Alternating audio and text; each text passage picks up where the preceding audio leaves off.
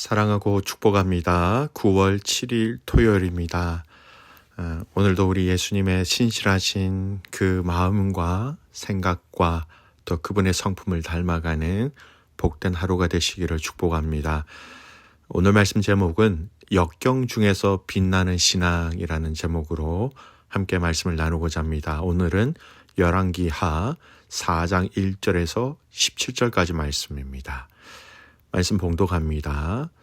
선지자의 제자들의 아내 중에 한 여인이 엘리사에게 부르짖어 이르되 당신의 종 나의 남편이 이미 죽었는데 당신의 종이 여호와를 경외한 줄은 당신이 아시는 바니이다. 이제 비춘 사람이 와서 나의 두 아이를 데려가 그의 종을 삼고자 하나이다 하니 엘리사가 그에게 이르되 내가 너를 위하여 어떻게 하랴? 네 집에 무엇이 있는지 내게 말하라. 그가 이르되 계집종의 집에 기름 한 그릇 외에는 아무것도 없나이다 하니 이르되 너는 밖에 나가서 모든 이웃에게 그릇을 빌리라. 빈 그릇을 빌리되 조금 빌리지 말고 너는 내 두 아들과 함께 들어가서 문을 닫고 그 모든 그릇에 기름을 부어서 차는 대로 옮겨 놓으라 하니라. 여인이 물러가서 그의 두 아들과 함께 문을 닫은 후에 그들은 그릇을 그에게로 가져오고 그는 부었더니 그릇에 다 찬지라. 여인이 아들에게 이르되 또 그릇을 내게 가져오라 하니 아들이 이르되 다른 그릇이 없나이다 하니 기름이 곧 그쳤더라.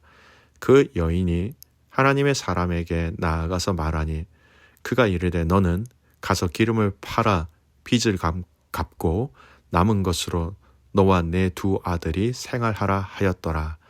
하루는 엘리사가 수넴에 이르렀더니 거기에 한 귀한 여인이 그를 강권하여 음식을 먹게 하였으므로 엘리사가 그곳을 지날 때마다 음식을 먹으러 그리로 들어갔더라. 여인이 그의 남편에게 이르되 항상 우리를 지나가는 이 사람은 하나님의 거룩한 사람인 줄을 내가 아노니 청하건대 우리가 그를 위하여 작은 방을 담 위에 만들고 침상과 책상과 의자와 촛대를 두사이다. 그가 우리에게 이르면 거기에 물리리이다 하였더라. 하루는 엘리사가 거기에 이르러 그 방에 들어가 누웠더니 자기 사환 게하시에게 이르되 이 수넴 여인을 불러오라 하니 곧 여인을 부르매 여인이 그 앞에 선지라. 엘리사가 자기 사환에게 이르되 너는 그에게 이르라. 네가 이같이 우리를 위하여 세심한 배려를 하는도다. 내가 너를 위하여 무엇을 하랴? 왕에게나 사령관에게 무슨 구할 것이 있느냐 하니 여인이 이르되 나는 내 백성 중에 거주하나이다 하니라. 엘리사가 이르되 그러면 그를 위하여 무엇을 하여야 할까 하니 게하시가 대답하되 참으로 이 여인은 아들이 없고 그 남편은 늙었나이다 하니 이르되 다시 부르라 하여 부르매 여인이 문에 서니라. 엘리사가 이르되 한 해가 지나 이때쯤에 네가 아들을 안으리라 하니 여인이 이르되 아니로소이다. 내 주 하나님의 사람이여 당신의 계집종을 속이지 마옵소서 하니라. 여인이 과연 잉태하여 한 해가 지나 이때쯤에 엘리사가 여인에게 말한 대로 아들을 낳았더라. 아멘. 오늘 말씀 제목은 역경 중에서 빛나는 신앙이라는 제목으로 함께 말씀을 나누고자 합니다. 오늘 본문 말씀은 하나님의 선지자 엘리사를 통하여 기적의 일들이 일어난 내용들을 기록한 부분입니다. 먼저 이 열왕기하 4장 1절에서 44절까지 이 한 장의 말씀 본문에는요. 엘리사가 북이스라엘의 신실한 하나님의 백성들을 돕기 위해서 행한 5가지 기적의 내용이 연속적으로 기록되어져 있습니다. 이런 이적 기사는 하나님께서 북이스라엘을 바알 숭배로 이끈 아합 왕가는 버리셨으되 신실한 하나님의 백성에 대한 은총은 거두시지 아니하였다라는 것을 보여주시기 위해 기록되어졌다라고 할 수 있습니다. 오늘은 그 5가지의 기적의 내용 중에 두 가지 내용이 오늘 본문에 나오지요. 두 여인이 나옵니다. 이 두 여인에게 하나님께서는 그들의 결핍을 채워주시는 내용인데요. 첫 번째 여인은 그 결핍 중에 바로 먹고 사는 문제를 채워주시는 기적의 내용이 들어가 있고요. 두 번째 나온 여인에게, 즉 수넴 여인에게는 결핍을 채우시는데 바로 아들이 없는 것을 아시고 불가능한 그 상황 속에서 아들을 채우시는 것으로 나와 있습니다. 자, 오늘 기적 중에 오늘은 이 첫 번째 여인의 스토리를 기준으로 말씀을 좀 나누고자 합니다. 먼저 첫 번째 나온 여인은 홀로 된 여인이었습니다. 남편은 선지 학교의 학생이었습니다. 그리고 그에게는 그 두 아들이 함께 있었다라는 것이죠. 남편이 먼저 죽고 홀로 된 여인들은 여러분 그 당시 그 삶 자체가 너무나도 큰 고통이었다라는 겁니다. 그 당시 문화는 남성 중심적인 문화였습니다. 모든 사회적, 문화적, 경제적 역할은 남자, 특히 남편을 통해서 이루어지는 것이 대원칙이었습니다. 사우디에 가면 지금은 많이 바뀌었지만 과거에 남편 없이 혼자 여인들은 절대 밖에 나가지 못하였습니다. 그리고 과거에는 여인들이 운전을 절대 할 수 없는 문화였어요. 이런 문화 속에서 여인들이 홀로 살아간다는 것은 결코 쉽지 않았지요.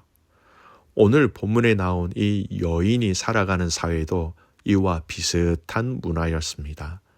독자적인 경제권, 독자적인 교제권, 독자적인 선택권이 없는 문화에서 여인 혼자 살아간다는 것은 거의 불가능이었습니다. 그리고 이 여인은 두 아들까지 먹여 살려야 하는 상황이었습니다.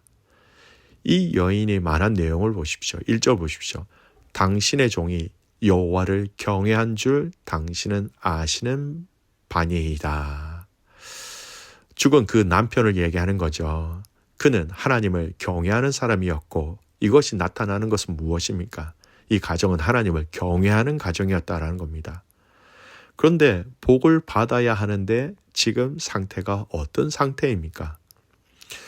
선지생도의 부인의 입장에서 보면 남편이 죽은 것도 견디기 힘든 고통인데 거기다 설상가상으로 두 아들마저 종으로 끌려가게 되었는데 그녀는 하늘이 무너지는 것과 같은 절망감을 느꼈을 것입니다. 여러분, 우리는 종종 우리가 하나님을 믿기 때문에 어떠한 역경도 찾아오지 않을 것이다 라는 생각 참 많이 합니다. 근데 그 생각을 버려야 합니다. 우리는 비록 하나님을 믿고 또 하나님의 보호와 축복의 약속이 있을지라도 이해 못할 역경이 우리를 찾아올 수 있음을 우리는 인정해야 합니다. 또한 현실적으로 이처럼 우리가 공경에 처해지는 이유는 하나님께서 우리에게 약속하신 더 온전하고 영원한 궁극적인 영광과 구원을 누리기에 합당한 자로 세우시기 위해서 취하시는 조치라는 것을 우리는 믿음으로 믿고 알아야 한다는 것이죠. 우리가 이 사실을 믿고 인정할 때 어떤 일을 만나도 하나님을 의지할 수 있다는 겁니다. 설령 우리가 이해 못할 역경을 만날지라도 시험에 들기보다 우리에게 이 같은 일을 닥치게 된 이유를 하나님께 물으며 믿음 안에서 난간을 헤쳐나갈 수 있는 것이지요. 사실 하나님을 위하여 자신의 모든 것을 바쳐 헌신하였는데 돌아오는 것이 역경뿐이라면 하나님을 원망하는 것이 인간적인 입장에서 보면 어쩌면 자연스러운 이치라고 할 수 있습니다. 그럼에도 불구하고 오늘 본문의 성지생도의 미망인은 전혀 하나님을 원망하지 아니하고 하나님의 사람인 엘리사에게 나아가 자신의 형편과 사정을 정직하게 아뢰는 길을 선택합니다. 진정한 신앙인은 결코 역경을 만났다고 해서 하나님을 원망하지 않습니다.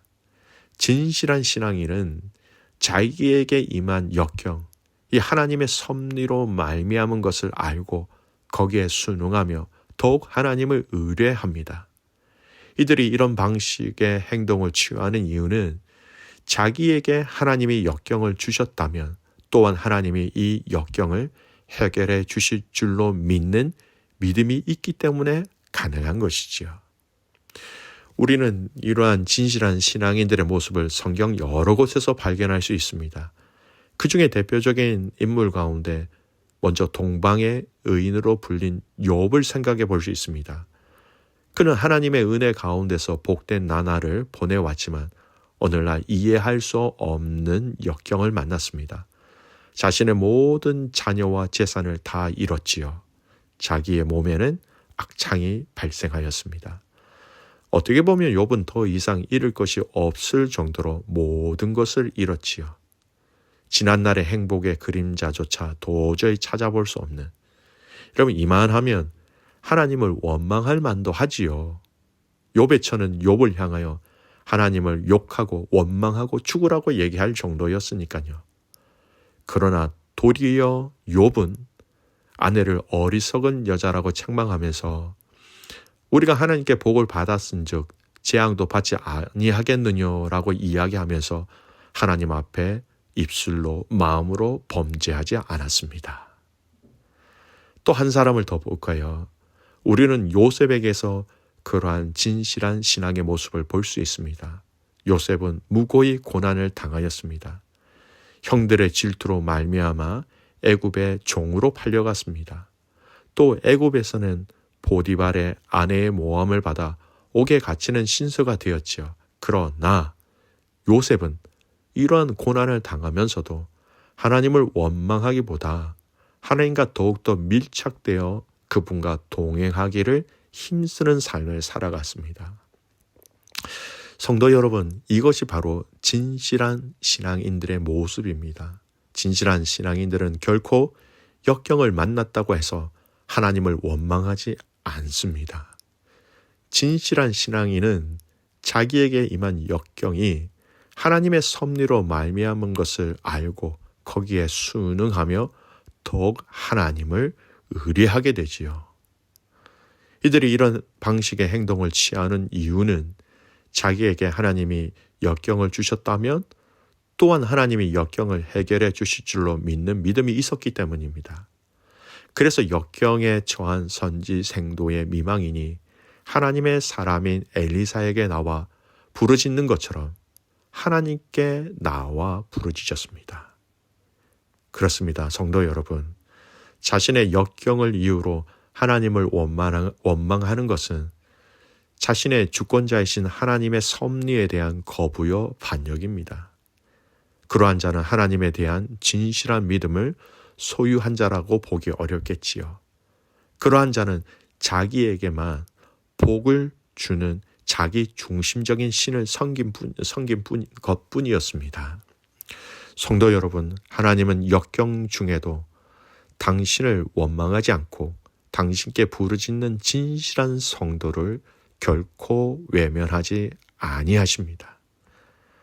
하나님은 선지생도 미망인의 가정에 닥친 위기를 해결하여 주셨습니다. 역경 중에도 하나님을 원망하지 않는 욥에게는 이전보다 갑절의 복을 베풀어 주셨습니다. 요셉에게는 애굽의 총리 대신에 오르게 하여 주시고 자기 가족과 그 주변 나라 모든 사람들을 기근으로부터 건져내는 구원자가 되게 해 주셨습니다. 사랑하는 성도 여러분, 역경 가운데 처했다고 해서 하나님을 원망하는 어리석음에 빠지지 말고 오히려 그분의 주권과 선하신 계획을 인정하고 하나님을 향한 여러분의 믿음이 더욱더 굳건해지며 또한 그 믿음을 지켜나갈 수 있기를 주님의 이름으로 축복합니다. 어둠이 깊을수록 빛은 더 드러나기 마련입니다. 역경이 우리를 엄습한다면 이는 내게 주신 믿음을 작동시켜 믿음의 빛을 비출 수 있는 좋은 기회가 되는 것이지요.